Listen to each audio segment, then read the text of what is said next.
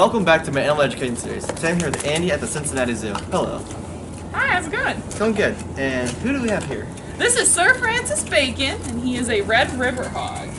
Where can you find this species of hog? So they're native to Africa, but they're not the African species you typically think of on the savannah. These guys live in the forests, in the jungles, and the rainforests of Africa. Obviously, he's pretty well trained. Yes, he is one of the smartest animals that we have here in our program. He knows a lot of behaviors, and he loves his food, so he's getting a lot of yummy food as well. So he is really fun to train because he's always eager to do it, and a very quick learner as well. And just a clarification, they said it's okay for me to pet them, so nobody freak out. So, what was one of the toughest things about training a Red River Hog?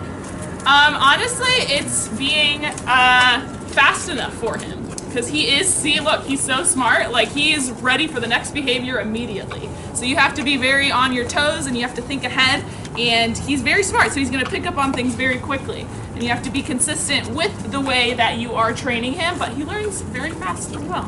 And we like to say that sometimes he actually trains us. He's so smart because he has trained us to feed him exactly when we come in first thing in the morning.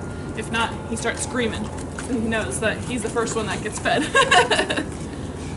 And obviously the snowy, freezing temperatures we're having right now aren't exactly ideal for him. So like, how is he like dealing with the cold? Yeah, so he's not usually out in this kind of weather. He's good for just a little bit of time here, and then he's gonna go back inside. He has a ton of beds of hay, and he has a heat lamp inside as well. His floors are also heated because they do not get this kind of weather in the jungles of Africa now. So what exactly do they eat in the wild? So these guys are primarily omnivores. They're going to be eating pretty much anything that they can find. They're very opportunistic eaters. They have been known to sometimes eat small like bugs and grubs and things like that, or maybe even fish if they find them. But mostly they're eating plants and veggies, and right now I'm giving him sweet potatoes, and those are kind of his favorite foods. But he'll eat pretty much anything. We've only found one thing that he will not eat, and that's asparagus. It's the only thing he doesn't like. Just like most people. Right, it's fair. And what kind of animals would try to prey on him? Yeah, so there's a lot of different animals.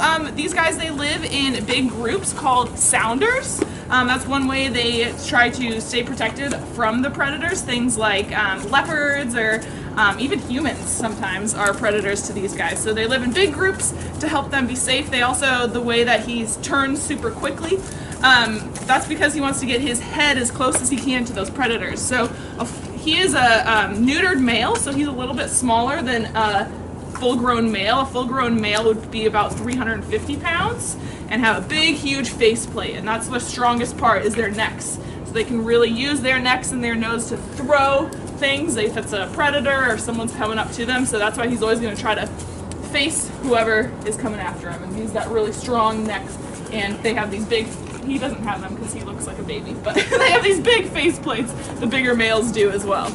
And they have really, really thick skin, a really thick hide to help protect them from not big predators necessarily, but bugs and insects that are very abundant in the jungles.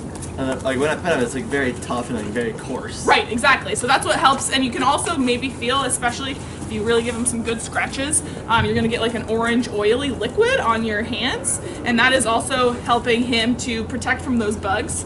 His ears, he's got these big long ear tassels and that super long tail. With both of those, he can pretty much reach every part of his body as a personal fly swatter. So that's why these guys are perfectly adapted to living in the jungles, but not necessarily on African savannahs when you think of like the warthog. So is the Red River Hog part of the SSP program? You know, I don't think that they are part of the SSP. They are not considered a threatened or near threatened species at this time.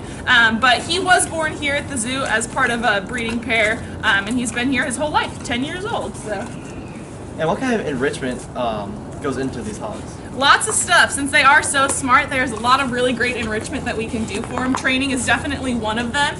And Sir Francis here is actually one of the stars of our cheetah encounter during the summertime. So he comes out and displays all of his really cool behaviors. So that's one way that people, when they come, they can see him. And Francis loves meeting people as well. He does behind the scenes tours and he gets to meet people just like yourself as well. So he's definitely a big star of that, and that's enrichment for him as well, because they are social animals, and we all kind of act as his social sounder. Just kind of like a bunch of like friends or family who's coming over and right, exactly, exactly. He gets tons of food. He does. It's always a positive thing. Yes. Well, thank you so much for telling us about the Red River Hog. Of course. Definitely incredibly smart and interesting species to watch. Yes. And if you guys enjoyed this episode, don't forget to leave a big thumbs up down below, subscribe to my channel, and also check out my Instagram @ColeShirk. As always, I'll see you next week. And just go right down underneath. There you go.